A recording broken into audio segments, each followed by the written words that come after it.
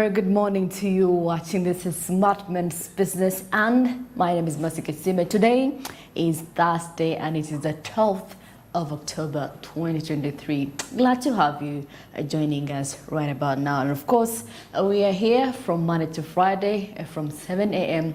till 9:45 a.m. giving you information regarding business stories. We have a lot in Smart Men's Business, entertainment, we have sport. I mean, there's a variety of things that we talk about here. So if I were you, stick around and, spare those 3 hours just for us. Anyway, don't forget that these conversations are powered by Zabo. So if you want to invest in government bonds and securities, Zabo says, look no further.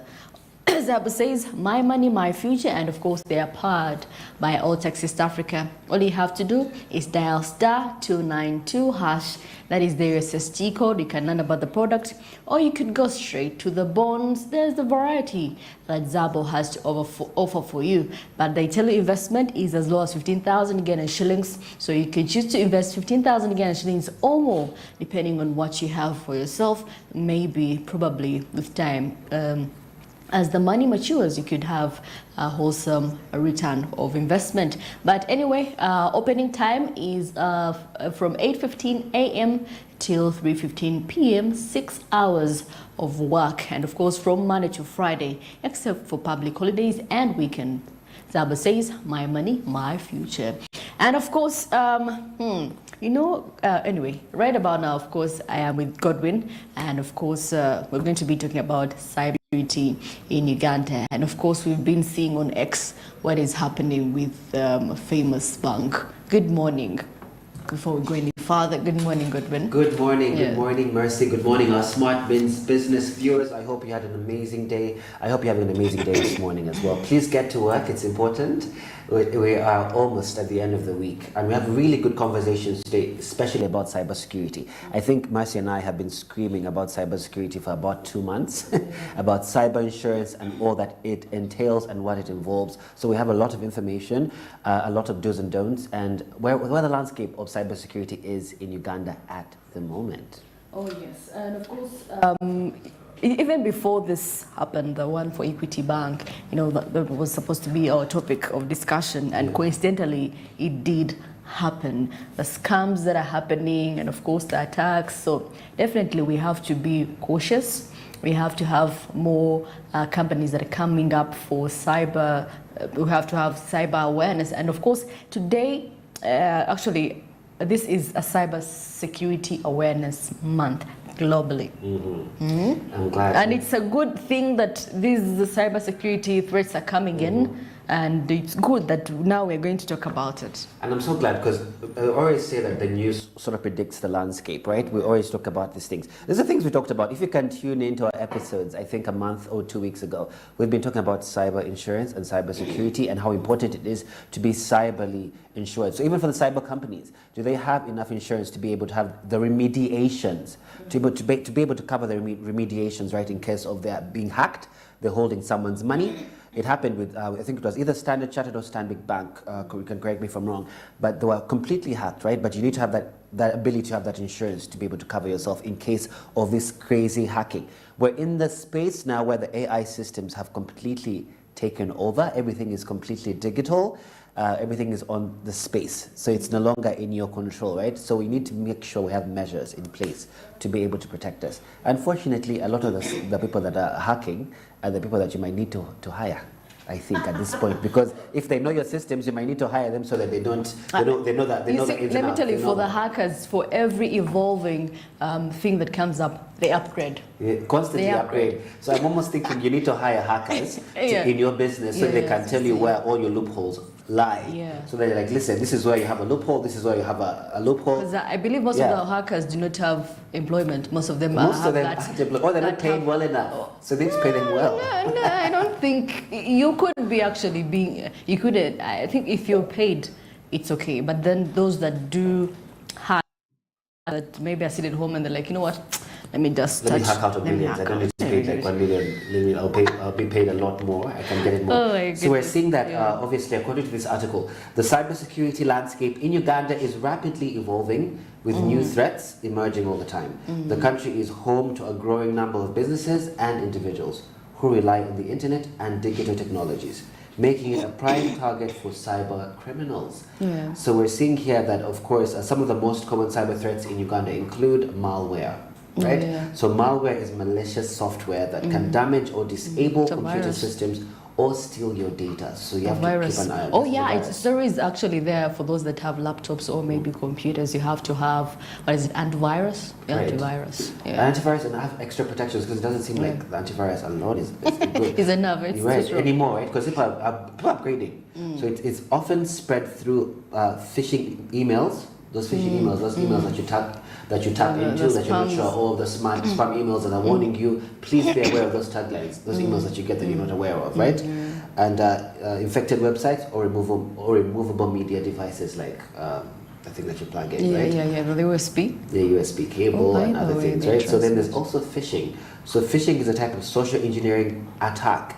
Phishing, PHISH. Not the fishing of fish. Not fishing of fish, yeah? So it's a social media attack where the attackers attempt to trick users into revealing confidential information. Yeah, Social such media? as passwords or credit card numbers. And we have a Yeah. really good example of this in Credit Uganda. card. People who are calling you with false numbers that are not official MTN lines or Airtel lines. It's a 0771 075 saying, hey, your account has been blocked because you didn't put a NIN number. Then you panic. Your NIN And number, and then you panic, you have to send this much money or your account is going to be blocked. You have to be very careful of this. This is happening a lot in Uganda meanwhile. Yeah. Where you get false numbers Yeah. calling you. This is phishing. Yeah. And there's another one about social media where people, hacked social media platforms. Someone has like 100 million followers, and then boom, at the end of the day, they are hacked, and they're sending you, mostly it's on Instagram, and you're getting messages, oh hi, how are you, I need you to lend me a certain amount of money. It's being used for scamming people. So definitely there has to be awareness of cybersecurity Right, and in there's so much Uganda. hacking with a lot People of- do not know. People feel like, Yes. oh, Especially a lot of influencers, you hear that all the time, how they're being hacked, they tapped into their social media platforms and they basically told their users that send money to this person. So, for example, Sheila Gashumba could I don't know if she's faced an attack before, and she's attacked and she's thinking, the person who's hacked her will start asking her users to send money. to a yeah. particular They do platform. that And most people of the tend time. to send money. So it's a very important thing to be able to up your skill. Well, of course, what we need to do just in case, we need to have awareness and education, raising awareness of cybersecurity threats, and of course, best practices among public and private sectors. So whether you're in the private sector, whether you're in the public sector, you have to be aware that these things are real. Just imagine now, just imagine if there is a threat in the bank. That's where you put your money in. And at the end of the day, they're like, oh my goodness, millions of money are missing out. A lot of money is gone, especially lot of now money is for- gone. Especially these entities. That's why I'm huge on cyber insurance. If these entities aren't insured, there is no way they're going to be able to cover those remediations in terms of investigations to who hacked them, in terms of being able to pay back the money or the people that the money was stolen, that they lost, right? So they have to be able to have that cyber insurance. I'm not a cyber insurance person or advertiser, but I'm huge on it because this is a conversation we've been having, Mercy. For about a month, we've been talking about cyber insurance. So it's interesting that now that it's coming to snuff, right? So we're seeing another thing is denial of service. This is DOS attacks. We're seeing that DOS attacks are designed to overwhelm a website or server with traffic, making it unavailable to legitimate users. You see that? And so if a server is completely overwhelmed or inundated with so much traffic that actual legitimate users are not able to use it. So be keen on this, right? And then another is man in the middle. This is MITM attacks. This MITM attacks occur when an attacker intercepts communication between two parties. Oh my goodness. You see it? So, and relays messages between them. This can be used to steal data or impersonate one of the parties, especially now. And I saw this, I think it was on Tamron Hall's show. She was talking about the AI systems and how the AI systems are making people more susceptible to attack. So she was saying that with these AI systems, they can actually, people who are on social media like us, people whose voices are out there, they can actually get our voices with the same cadence, with the same tone, and use it to say whatever they want to say. So if I want to read everything that's on this platform here, I'm not read it, but because they have your tone, it will sound exactly like Mercy. So you find that someone will call your mother, for example, saying, "Oh, Mercy, I need money," and in your voice, and your mom will think, "Mercy, are you okay?" And it will sound exactly like you. So they say you have to be very careful. And one of the things they said that you're able to curb this is listen out for the pausing tones. It's hard because now with AI systems everything is sped up. It sounds exactly like Mercy who said it. That's why people are wondering, are they going to lose jobs? Those social media advertisers, marketers, people use their voice for work. They might end up losing work. So if you're in that field, anyone can actually what? Hack and use your voice. So it's important to be very, very careful of that, so you don't get hacked. And we're seeing another thing is ransomware. Ransomware. So this is what you just talked about, right? Ransomware is a type of malware that encrypts a victim's files and demands a ransom payment in exchange for the decryption key. So there's ransomware. Be very, very careful as well. This is happening in your emails. They're asking you this, or we're going to post your nudes, or this is going to happen. We're going to hack your account. We have all your details. So be careful with that. This is where cybersecurity. That's the landscape that we're at, especially here in Uganda. And this is an article basing off of where we are at in Uganda. So things are changing quickly. So in addition, this common threat in Uganda is also facing new challenges such as the rise of artificial intelligence. We just talked about that. Yeah, and of course we have data breaches. Of course, these are the ones that breach when sensitive information is stolen from any organization, you know. And of course, out of the blue, they're calling in. They're like, you know what, A, B, C, and D is going to happen.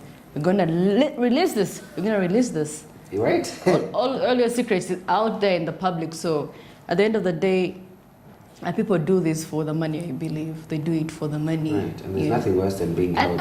Or maybe for the money, or maybe if people are hurt, if they are not okay with where they were working, and people are like, okay, let us do something to them that they will never forget. But anyway, if we really have like cyber insurance, like Godwin just said, I think people would be in a safer place, in a safer space for those that have big organizations, not only organizations, even businesses, you know. So there is a possibility that you could be hacked. And of course, implementing cybersecurity policies and procedures in Uganda. So being an awareness, cybersecurity awareness month, I believe the policies are going to be looked into and find means. Now that this is happening coincidentally, the time that the cybersecurity is in, and of course here in the papers, just before we get into the papers, experts tip top 100 mid-sized companies on cyber security, and of course you shall be reading this very article to give you an insight. And I'm always saying, one thing I've loved about the news is it's such a predictor for where we are in the landscape. These are things we've talked about a month prior. So every time you see something talked about on Smart Men's Business, just know you have to be keen on it. We're talking about IT, we're talking about climate change. You're seeing how the climate has changed completely. The weather is completely unpredictable, sporadic. So those are things we've been talking about, right? We're talking about AI, we're talking about agriculture systems, we've been talking about trade relations. All these things are happening before our eyes. And now look, the AI, look what's happening in cybersecurity. Look here.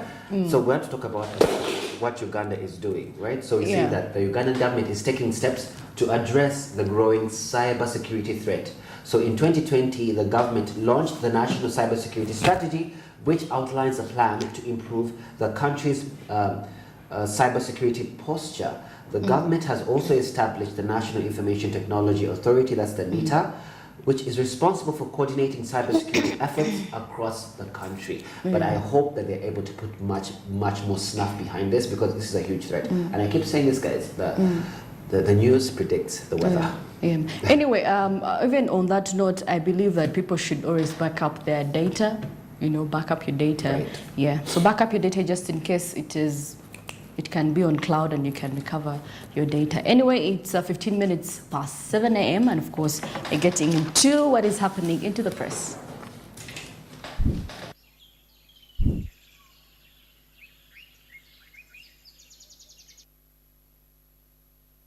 Well, of course, I have the Daily Monitor, and Godwin is going to be taking us through the new vision and making a headline: Local Council 1 and 2 elections to take shape. You know, they had spent a long time, 10 years, without having elections. And of course, a week after the Ministry of Finance, and there were no funds. The reason they were giving is that there has not been any funds that has been delegated for these elections to take place. Now, a week after the Ministry of Finance announced 58 billion, wow, 58 billion kitty to cover village elections across the country. We took stock of the available positions. What it will take to participate in the polls and the process. So 58 billion has been designated for LC1 and LC2 elections. Just LC1 and LC2.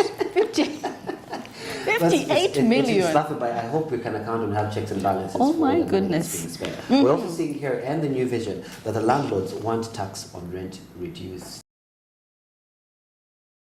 This by paying me this much rent, but you're adding this much tax on my rent, so am I making profit? So I mean, property owners call for sensitization on tax compliance. You can check that out in the new vision. Well, here I'm seeing Nakalima red tape frustrating investors, and of course the head of the State House Investors Protection Unit, Kano Edith Nakalima, you remember she was in corruption unit, and of course, and the head of House Anti-Corruption Unit, Brigadier Henry Soke, addressed the media at the State House Investors Protection Unit offices in Lumumba Avenue. It was yesterday. Of course, much of that information, of course, why Entebbe School turned classrooms into goat shelter. That and more when you get your copy of the Daily Monitor. So as we're seeing still in the new vision, we have here President Museveni woos UAE industrialists to invest in Uganda. I love that he's having this sales conversation about putting the country at the forefront. So we see here the best tourism destination, he says. Morrison Rakakamba, the Uganda Investment Authority Board chairman, said Uganda was confirmed as the best tourism destination in 2023 by CNN and the third best rewarding economy. I talked about this before with you guys, right? They said it's the best rewarding economy. No one believed me when I said it was in paper. Like, it's the most rewarding economy to do business, to invest in on the African continent, and has the youngest population in the region. These are all things we talked about, right? Of an average of 17.5 years. So the average Ugandan is 18 years. Oh my God. That's how young we are. That's how we need to really invest in the youth. We need to invest in youth employment. We need to invest in ideas in terms of SMEs, young businesses, small businesses. We need to educate differently, I believe, right? And of course, he quotes, this makes it a virgin ground for investment with optimum returns within the shortest period, he said. So Uganda is the best economy for doing investment, apparently. So for all investors, and it's good that President Museveni was wooing the UAE investors. Oh well, still on this story about cybersecurity, firms participating in the 2023 top 100 mid-sized companies survey have been advised to embrace cybersecurity measures to avoid the vulnerabilities that can cripple their businesses. Now, speaking at the Technology Forum organized by the KPMG and National Media Group yesterday, Ms. Priscilla Mutebi, the Data Protection Officer at Huawei Technologies Limited, said small and mid-sized enterprises constitute 90% of the economy, and it is very important for them to embrace measures to safeguard themselves from cybersecurity. 90%. Those small and medium enterprises, 90% of the economy. Oh my goodness. It's interesting. I'm laughing because these are things we've been talking about for a while. So one of the solutions is cyber. I'm seeing here cybersecurity starts with mobile phones, okay, computers and emails. This could lead to revenue and reputational loss. You see, as long as you are not aware of cybersecurity, the threats are very many. Start backing up things, have a very strong password. That's it. Absolutely. When they ask you to have a stronger password, those moments when they ask you to have a stronger password, you think, why a stronger password? I won't remember it. And then they ask you for a capital letter, then they ask you for an asterisk.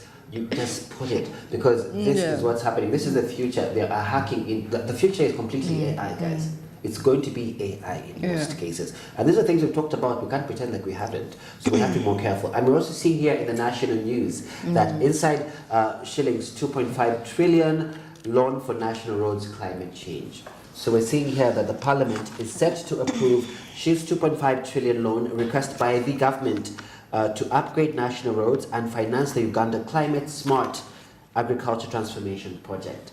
So we see on Tuesday the Finance Minister, Matia Kasaija, tabled before Parliament a loan request of $295 million, about Shi's 1.1 trillion from the Islamic Development Bank, and $30 million, about $101.8 billion shillings, from the OPEC Fund for International Development for the upgrading of national roads. Well, this is interesting. Learners in fear over food-related illnesses, over school that where students were thought there was poison in the food. Now, of course, a section of students interviewed from different schools acknowledged suffering stomach-related problems, including nausea, vomiting, diarrhea, at least twice in a term. Especially after meals. What is happening? Are they having, by the way, Godwin, can we just talk about the fact that most schools do buy substandard food just because, to balance the money and all that? All the time, and because they're buying in bulk, they don't think it's necessary. They think these are young kids, let's just feed them as they can, right? Yeah. And I was just at the trade fair, which is really amazing. And to see so many, there were thousands and thousands of schools that came to the trade fair. I'm talking about thousands of students. And I was wondering, I wonder who feeds these people at the trade fair. And I was thinking, you know what, next year I also need to have my own business and put to the trade fair for food. Affordable foods like a juice, whatever, all those kind of things. There weren't provisions for that? Yeah, because no, there were, but people who are selling snacks, ice cream, small cheap foods, juice, food, those are people who are making the most money. That's what I was talking about, the trade fair. Those are guys who make the most money. Guess what? Because the kids are only going to buy those things that they can afford. 1,000, 2,000, 1,000, 2,000, 3,000. So people are feeding them, right? So in the conversation surrounding food for students is incredible. Because it can be expensive for schools. What they're doing is like they're buying in bulk just to make sure that kids are fed.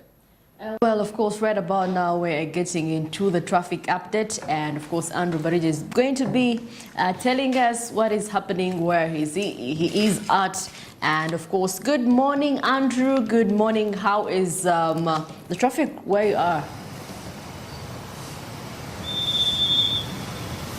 Yes, thank you, Godwin and Mercy, and of course I'm coming live today at the Wandagate traffic lights to bring you the latest updates in regards to the traffic situation around this area. Maybe before I go into any further details, you get to realize that actually it's a little bit calm, because when I was actually coming in here, probably the only challenge that I actually made was towards the fairway traffic lights crossing over here. But the Wandagate traffic, the Mulago roundabout is actually very clear. Well, let's kick straight here and we'll take a look.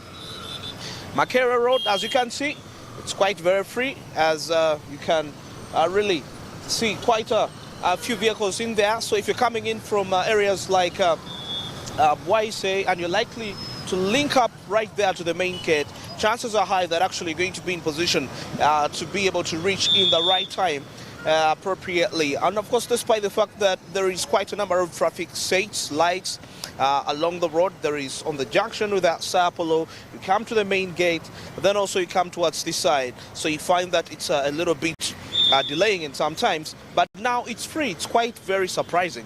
Maybe it's because it's a Thursday as we're heading towards the weekend.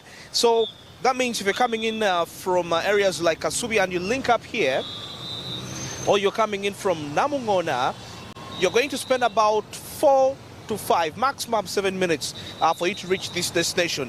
That is if you're heading towards, you're coming to Wandagea, or away from Wandagea, proceeding ahead to any other destinations. All right, now we can take a look at the Bombo Road. Yes, Bombo Road definitely linking up towards the city center. You can see when I came here, the vehicles have been held in an interval of about 5 to 6 minutes. So if you're coming in from those areas and you're likely to link up with this route, well, you might be delayed a little bit, but you just need to be patient. I don't think 5 to 7 minutes is really worse. It's not really it's something you can actually wait for some little time in there. Now I'm talking about people that are coming in from still areas like Gayaza, mainly. You're coming in from Waise, Kalere, and you're likely to actually, to some extent, link up in there. It can actually add up for you. And see, just 5 minutes. It's not really much of, it's not really congested, actually. It's just the traffic officers in actual control and the other ones that decide how long should you be held in the traffic jam that way. And of course, majority of the vehicles coming in there are public vehicles, quite a few private ones. All right, now we switch our eyes to take a look at this other route, and of course which links us straight to the Mulago roundabout. Now here I'm talking about people that are coming in from areas like Kamocha, Mulago itself, and you have plans to link up to the city center, and you're likely to pass via that roundabout.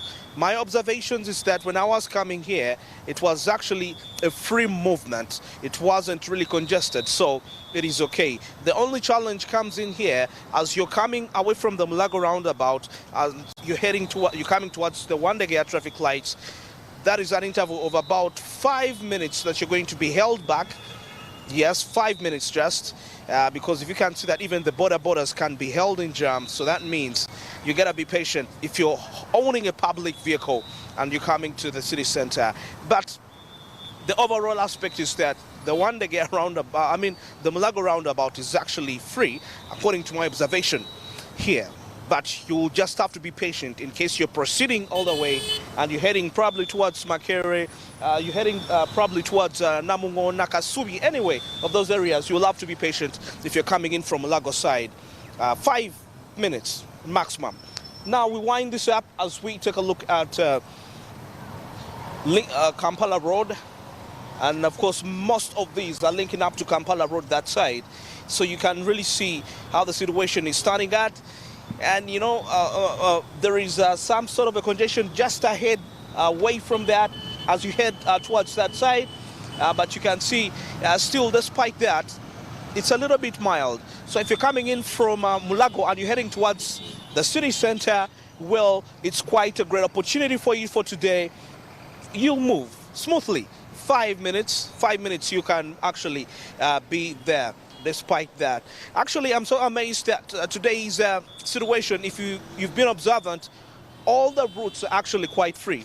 Most cases, those that are coming towards the city center. Well, that is it for the traffic updates for this morning. I'm Vin Andrew Barije, coming live here at the Wandegea traffic lights, giving you this report. Now, for this particular time, let's get back to studio with Mercy and Godwin. Well, of course, thank you, Andrew, for that beautiful report. And of course, he was at Wandegea. Of course, as you can see, traffic is actually a lot. People come from that side, going to the city center, maybe coming in from Bombo, coming in from Mulago, all that way. So that is it. And of course, it's just 2 minutes to 7:30. And of course, don't forget that these conversations are proudly powered by Zabo. If you want to invest in government bonds and securities, Zabo says look no further. All you have to do is use the USSD code, and of course that is *292#. You can learn about the products. There is a lot Zabo has for you, learn about the products. But investment is as low as 15,000 Ugandan shillings. You could choose to invest 15,000 or more, depending on how much you have with you. And of course, today being a Thursday, Zabo is fully operational. It's going to open its doors at 8:15 a.m. And of course, closing time for them is 3:15 p.m. That is 6 working hours from Monday to Friday, except for public holidays and weekends. Zabo says, my money, my future. And of course, they are powered by Alltex East Africa, telling you to do something new. It's a new month of October. Well, abroad right now, we're going to go for a short commercial break, but coming up is East African business news and international. Stick around.